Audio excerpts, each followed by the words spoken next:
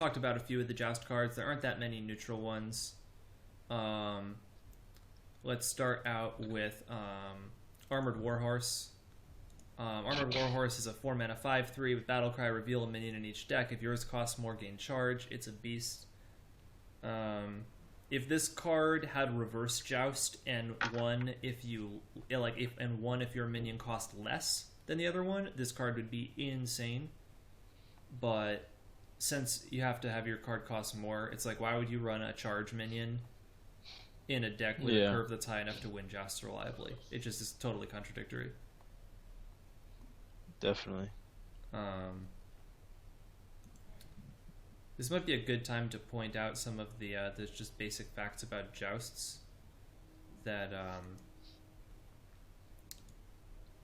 because you lose a joust even when you tie, if you're running joust in a deck with a high curve, you're still not going to be able to win it that reliably. Like, best case scenario, you're probably going to be winning it like, if you can win 50% of the time in a control matchup, your deck is like doing insanely well. Because you lose ties, and if you're a high curve control deck against an aggro deck, you're probably going to win reasonably reliably. But even then, it's only 70 or 80% of the time. Most of the time, for reasonable decks, you're going to have below 50% chance of winning a joust. So don't look at it as like you build a joust deck and then you can win every time. It's more like a coin flip. The deck I feel it'll be pretty consistent in is the Malagos one. Yeah, because like if you can play it's like literally 4 minions. Yeah, if you play it in a deck that runs very, very few minions, that's the exception. Gadgets and Jouster, Battlecry, reveal Joust, and if it costs more, you gain +1/+1. So if you win, it's a zombie chow that doesn't heal your opponent, and if you lose, it's a 1/2. This card is not good. I don't know what it wouldn't replace Zombie Chow. That's the thing. Zombie Chow's just too good of a card. Like, There were some, Which card are some we decks on? used to run one zombie chow, and massive handlock decks with one zombie chow and that sort of thing. If that sort of scenario came up, I could see you running it. That'd be about it though. I'm sorry, which card? Jouster. Jouster. Oh, okay. I think it'd be very rare, but there was a scenario like several months ago where people were just running one chow in handlock, and there'd be no reason not to run a jouster if that came up again because it would always win. And I'd consider putting that card in instead of Zombie Chow. but it'd have If to be the a number, one, if otherwise the you'd get the other jouster. yeah, if the numbers were like super consistent. I just think that the numbers are never going to be as consistent as you want it to be. Like, the intuition about how consistent it is not reflected in the actual numbers based on what I've seen. Okay. Like, the numbers that I've seen, admittedly, are based on meta decks from before the new set. So, like, it may be better than we give it credit for in decks that are built for it. But my feeling is that the sacrifices you have to make to build a deck that works really well with Inspire are not justified by the upside of Inspire cards. This is like the case in point for that. It's like, okay, what's sorry, not Inspire cards, Joust cards. Just cards, Yeah. Yeah. It doesn't feel as bad top decking the late game though. Skeleton Knight is like, okay, great, we got a jousting legendary. What's it do? Death Rattle. Okay, Death Rattle Joust, that's interesting. Reveal a minion in each deck. If yours costs more, return this to your hand. So it's a 6 mana salty dog, and if you're really, really lucky and you win a coin flip, you might get to play another salty dog. And we've already said the rogue one is rubbish. The legendary that actually could be good.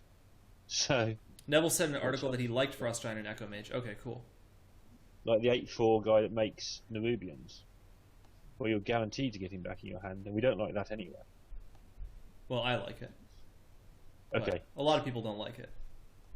so this is nowhere near in that league. Yeah. I think if this was 5 mana, it might see play, and that's stretching it. Like, the problem with this card is that if you're gonna print a legendary that has like underwhelming stats and has an effect that goes off 50% of the time, 50% of the time you had better fucking win the game. Yeah, yeah, exactly. And getting to play a salty dog for 6 mana again Yeah. is not Pretty going to win you the game. So this card is terrible. Wow. Yeah, if I unpack this in a pack, I will be the salty dog. If it's golden, I'm putting it in my deck. Now this Mr. is Skeletal. this is a cool card for two reasons. It's maybe the only playable neutral Joust card. The art is by Penny Arcade, and I can't say the name without giggling. This is Master Jouster.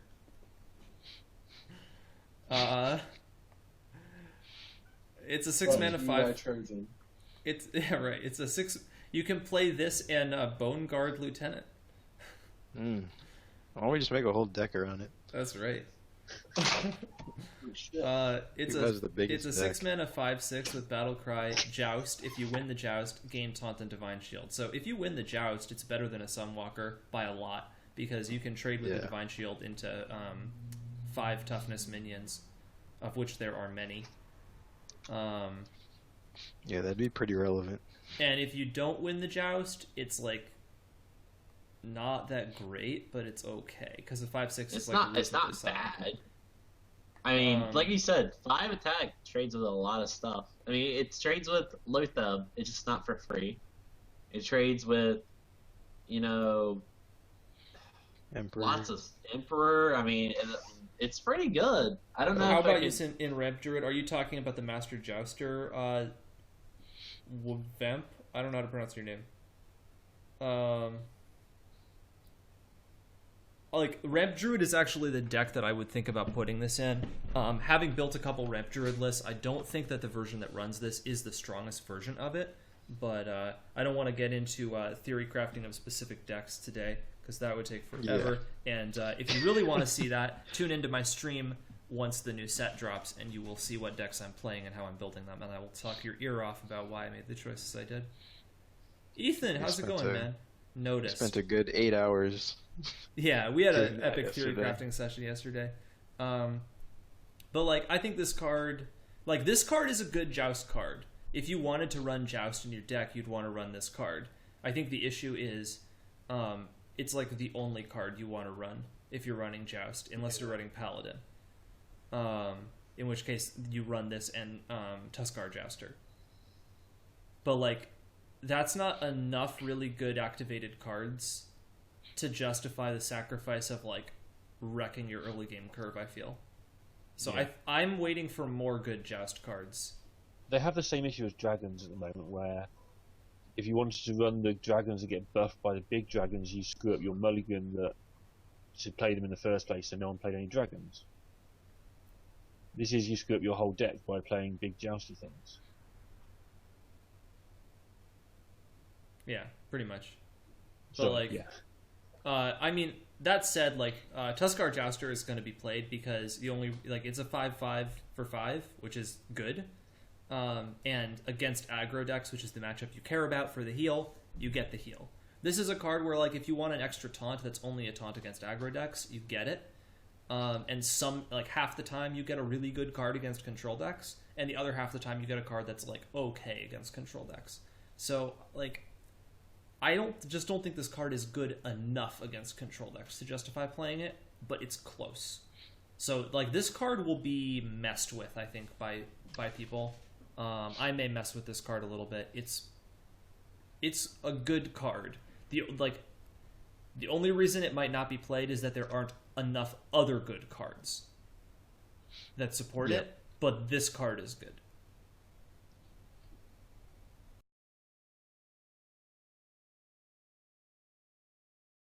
Before. So, for example, we've got this card, Ice Rager. Trend wants to know why there was a random picture of a girl Shevek. Oh, that's Cora. She was on the stream earlier, and we only have 3 people with camera right now, so we're just pretending that that Jay is Cora because we're role players. So, all right, rip Magma Rager. Magma Rager is no more. It's been superseded by Ice Rager. Very sad.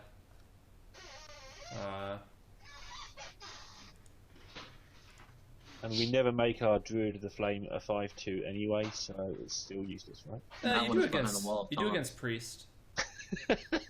Okay, LBYS says he has to head out, yes? Yeah. Is that time for you? Alright. What deck are you going to play? Shaman for sure. It's going to be Hands down, that's the what I'm faster gonna play. one with the totems? Yeah. Alright.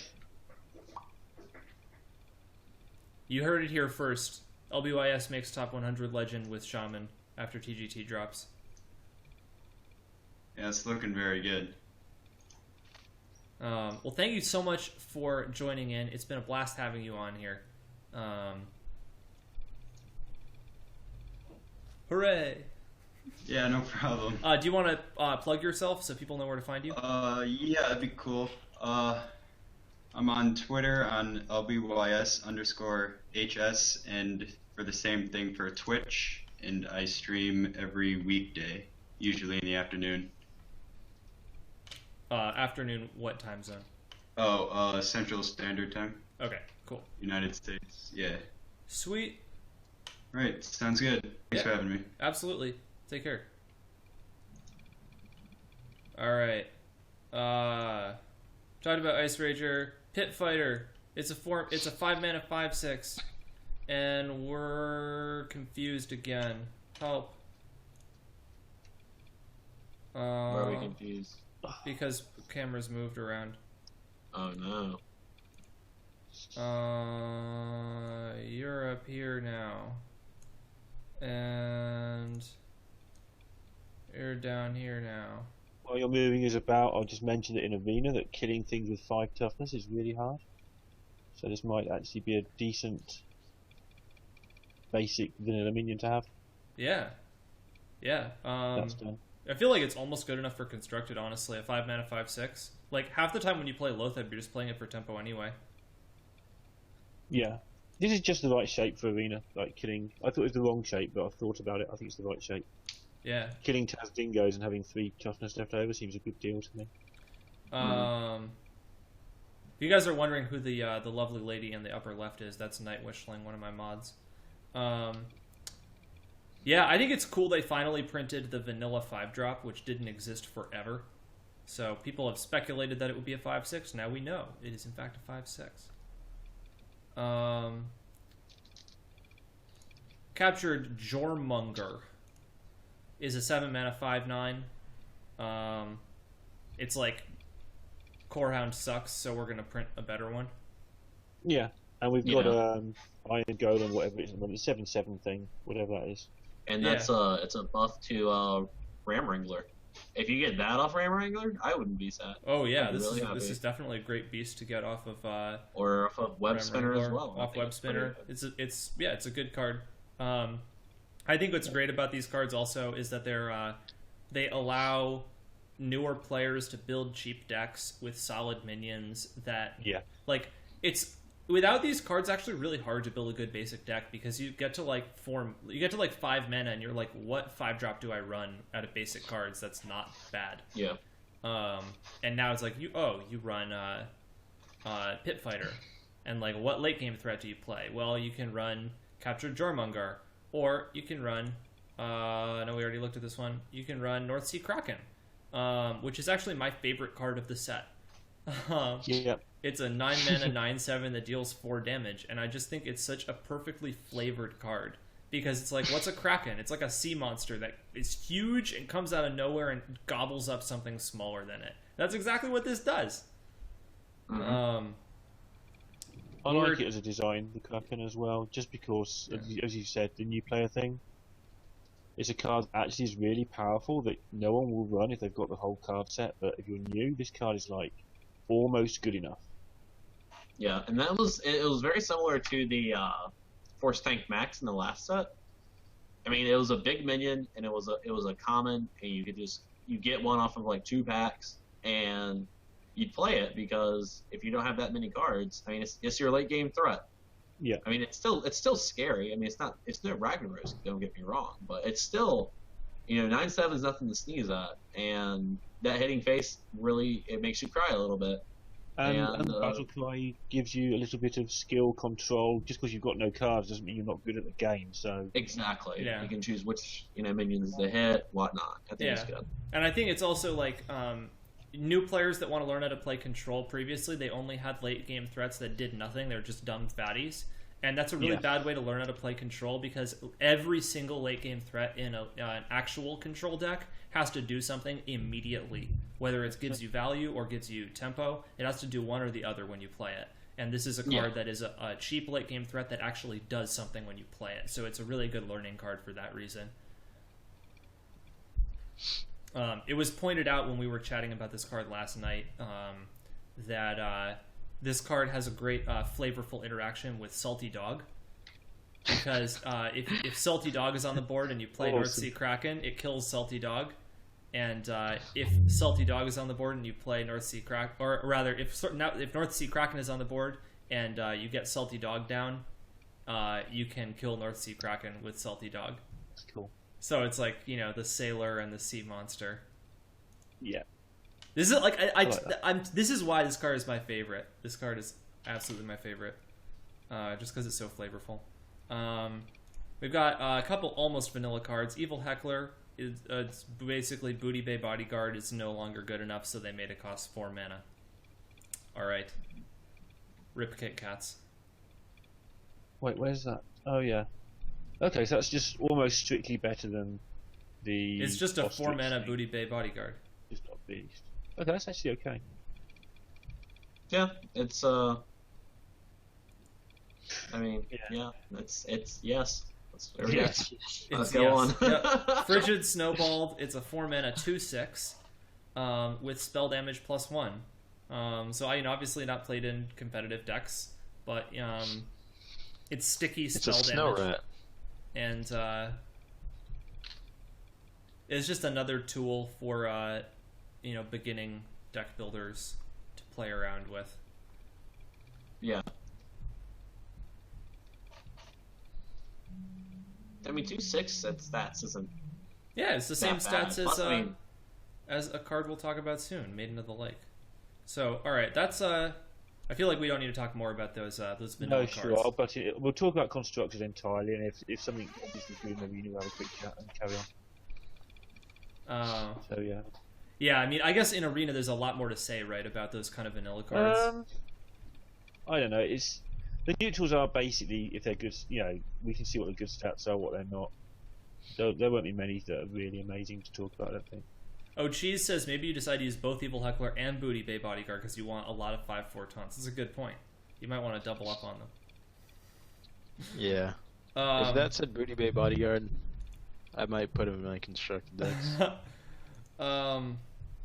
Alright.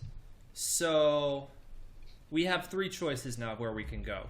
We can go to the Inspire cards, the Joust cards, or the miscellaneous assorted cards. Should we do Inspire first, in case, and then we can rattle through some of the other stuff later, maybe? Alright, While sure. we're all still awake. Alright, let's do Inspire. So there's Inspire might actually need some more. there's a lot of Inspire cards. Okay. and none of them are good. They actually vary wildly in their quality.